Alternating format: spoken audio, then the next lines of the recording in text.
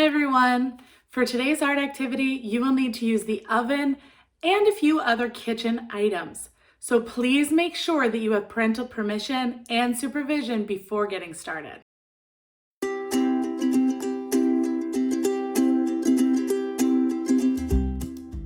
Today we are making salt dough, a kind of homemade Play-Doh that we can bake in the oven to make our creations permanent. The best thing about salt dough is that you probably have all of the supplies and ingredients already in your home. For this project, we only need 3 simple ingredients. We need 2 cups of flour, 1 cup of salt, and 1 cup of water. We'll also need a couple other supplies. We will need a mixing bowl and something to stir with, some wax paper or parchment paper if you have it. You could also use aluminum foil or saran wrap, a straw and or a skewer, and some cookie cutters. If you don't have cookie cutters, you can always build something by hand or cut out a shape with a sharper tool. You will also need a rolling pin, which I forgot to picture here. First, we're going to mix our dry ingredients, stirring the flour and the salt together.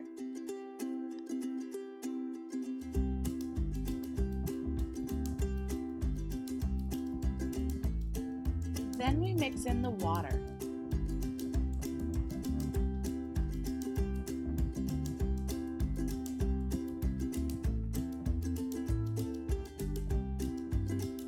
Keep stirring and mixing until it becomes hard to stir.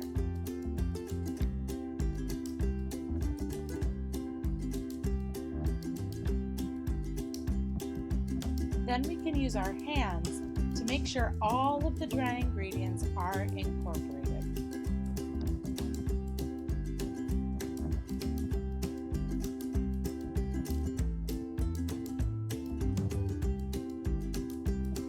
Before we can make anything with our dough, we have to knead it. Kneading looks a lot like giving the dough a massage, but its purpose is to make sure all of the ingredients are fully combined and to make it easier to work with. I'm really not the best kneader in the world, so I've added some links to videos on how to knead in the description. But the main idea is to push the dough down and away from you with the heel of your hand, then fold it over and repeat.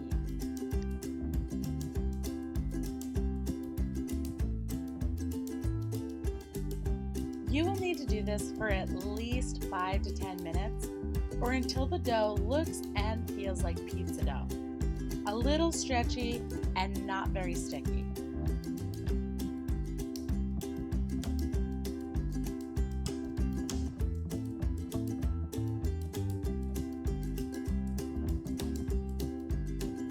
Now that our dough is ready, it's time to roll it out. There are a few different ways that we could roll out our dough. We could roll it out on 1 piece of wax paper or parchment paper.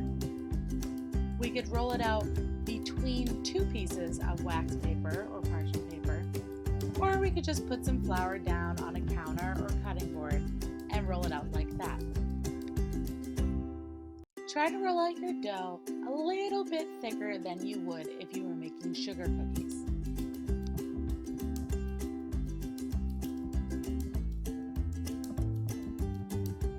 Once it's all rolled out, we can pick out some cookie cutters and cut our dough into shapes.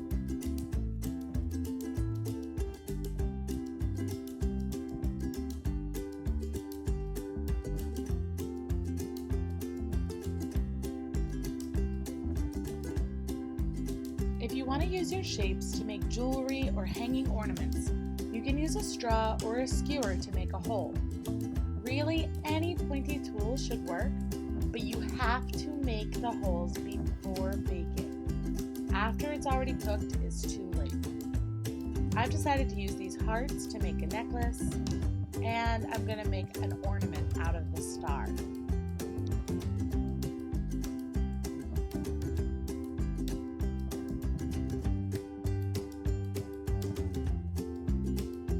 I started with only half of my dough, so now I'll roll out another chunk.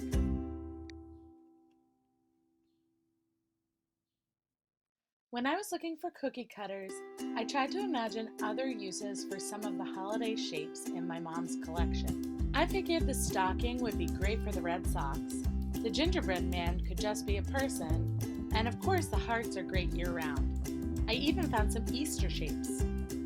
The extra dough from around the shapes can be rolled into a ball and reused or saved in a plastic baggie. Just don't wait too long to use it because eventually it will dry out.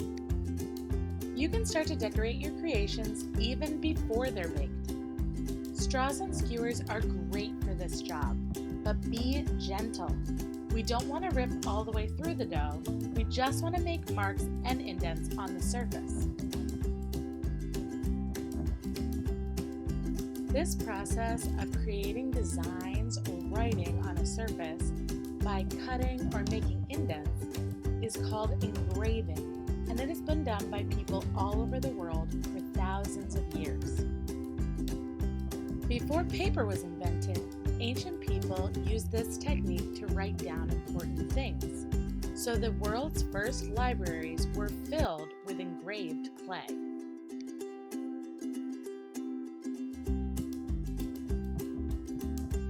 When all your creations are ready, you should put them on a baking sheet and load them into an oven that's been set to 200 degrees.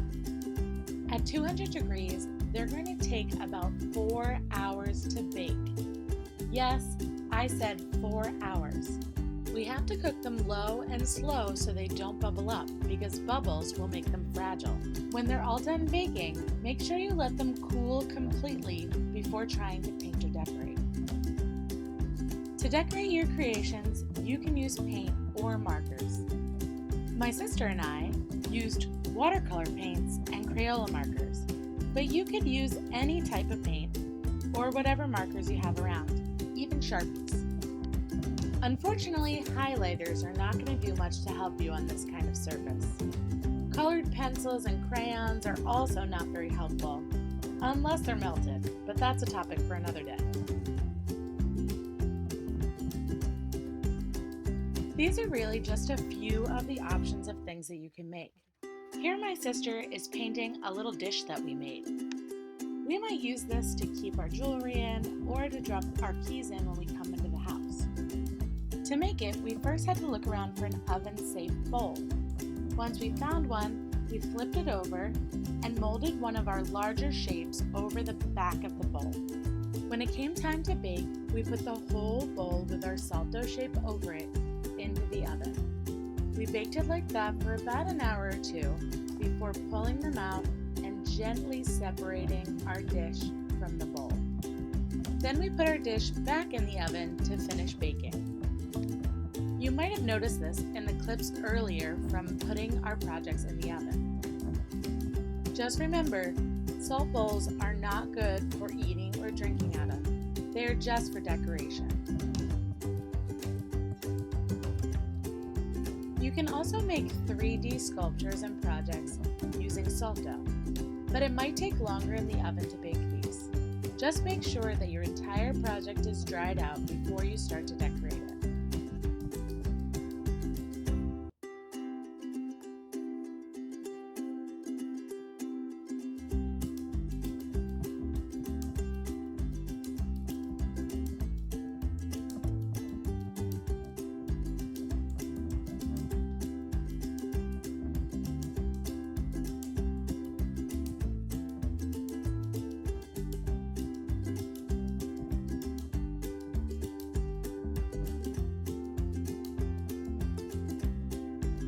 If you are painting, you can always paint more than one coat. Just always make sure that you've let one layer dry all the way before trying to add another layer on top. This can be really helpful for more complex patterns and designs.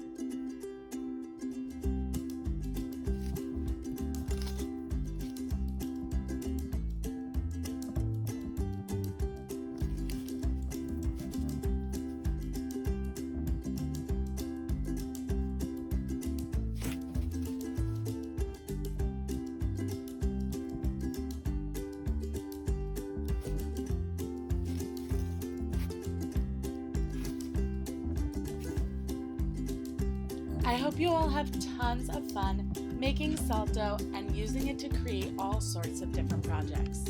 If you use your imagination, the possibilities are really endless.